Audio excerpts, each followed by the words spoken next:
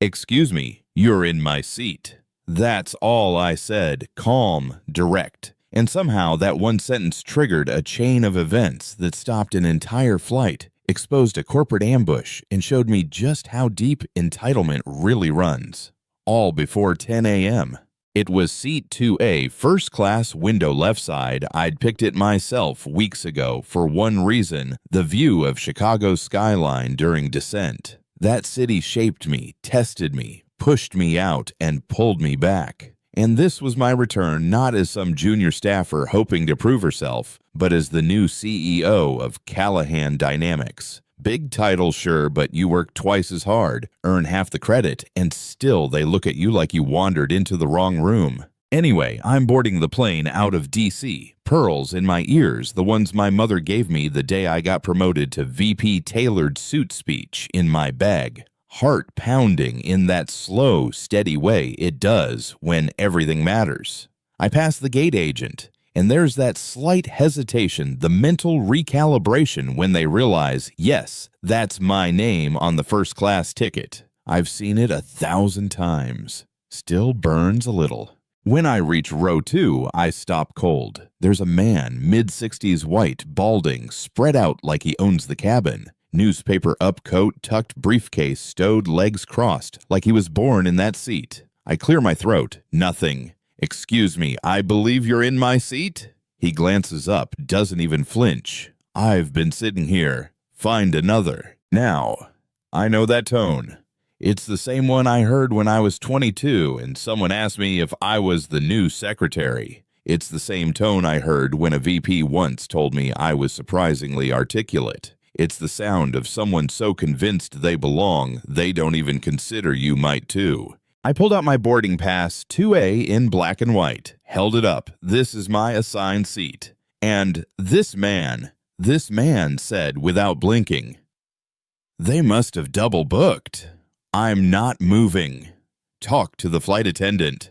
That's when I felt it, the heat rising in my chest. Not rage, not yet just that old sharp sting of being dismissed. Again. So I took a breath, locked eyes with him, and said the words that shifted everything. "Get out of my seat.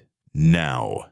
You could hear the whole plane pause. Even the safety video seemed to go mute. Passengers were watching phones, quietly rising. A teenage girl across the aisle was already recording. The flight attendant, Diane, stepped in. I handed her my pass. She confirmed its seat, 2A mine. The man grumbled, refused to budge. Said he was a platinum member, said he was claustrophobic, said Janet, the gate agent, told him to pick any seat.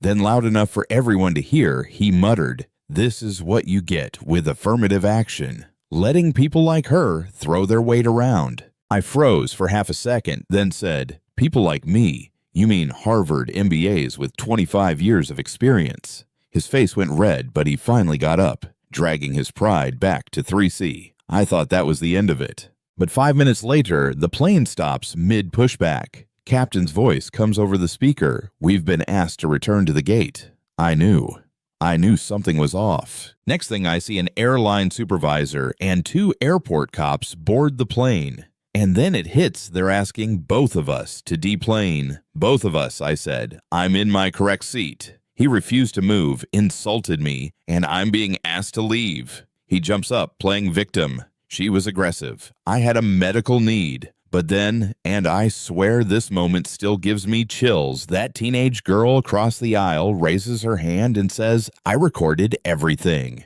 He started it. Supervisor looks stunned. Then Janet, the gate agent, runs in, confused and panicked. "You said there was a medical emergency," she blurts to the man. "Yeah, he faked a medical crisis to try to get me off that plane. Lied to airport staff, wasted federal resources, all because he couldn't handle hearing the word no from a black woman in a suit."